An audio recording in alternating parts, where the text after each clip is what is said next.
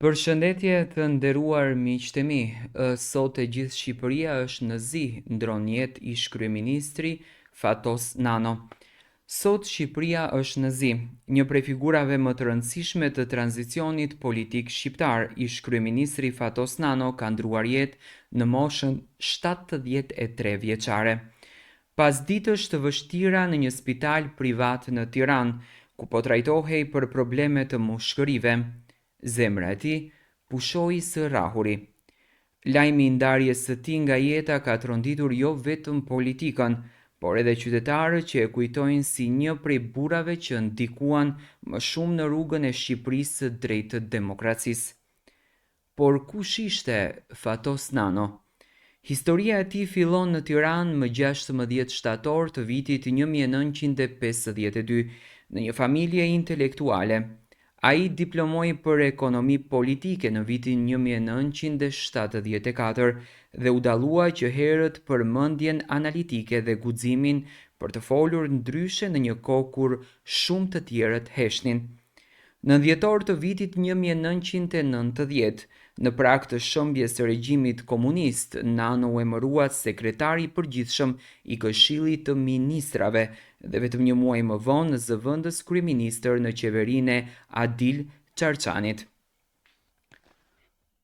Por momenti historik i tij erdhi në shkurt të vitit 1991, kur Ramiz Alia e caktoi kryeministër të Shqipërisë.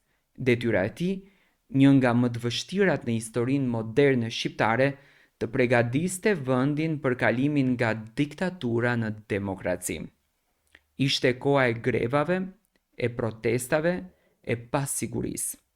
Nano ishte në mes të stuhisë politike duke kërkuar një rrugë të re për vendin. Pas zgjedhjeve të 31 marsit të vitit 1991, ai u mandatua sërish si kryeministër, por pak javë më pas dha dorëheqjen përballë një vendi që shpërthente në kërkesën për ndryshim. Pas ardhjes në pushtet të demokratëve të Sali Berishës më 30 korrik të vitit 1993, Fatos Nano u antarësua në akuzat për shpërdorim detyre dhe falsifikim dokumentash. Ky ishte arresti i tij, një dënim që shumë e konsideruan politik.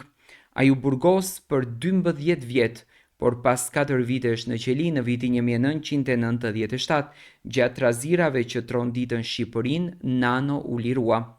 Doli nga burgu si simbol i opozitës, si njeri që kishte paguar çmimin më të lartë për bindjet e tij. Vetëm 3 muaj pas lirimit, Fatos Nano udhëhoqi Partinë Socialiste drejt një fitoreje historike. Socialistët u rikthyen në pushtet dhe Nano u bë sërish kryeministër i Shqipërisë.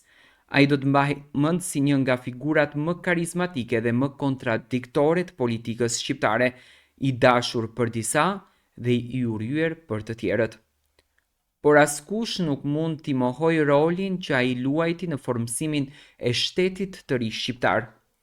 Në shtator të vitit 1998, Nano dha dorëheqjen si kryeministër në një kohë kur vendi po përballej me kriza politike dhe tensione të brendshme.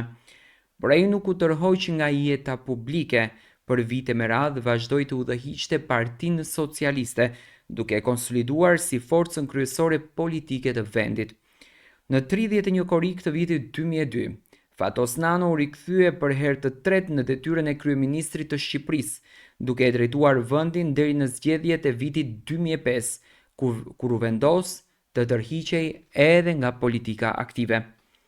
Pas largimit ai zgjodhi një jetë më të qetë midis Vienës edhe Tiranës. Nuk fliste shpesh në publik, por sa herë bënte, fjalët e tij mbështesnin në kujtesë. Një njeri i lexuar, i kulturuar, shpesh ironik që nuk i mungonte kur ndjenja e humorit dhe analiza politike e mprehtë.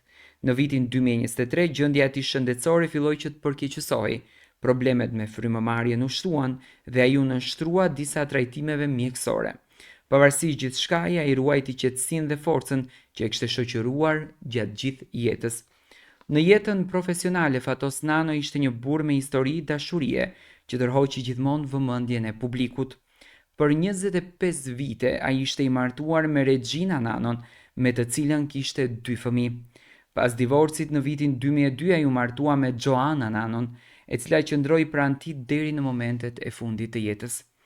Për kontributin e tij në ndërtimin e shtetit kushtetues dhe demokratik të Shqipërisë, në vitin 2023 ai u nderua me medaljen e mirënjohjes publike, të dhënë nga kryeministri Edi Rama, një simbol i njohjes së rolit që Fatos Nano luajti në historinë e atij vendi.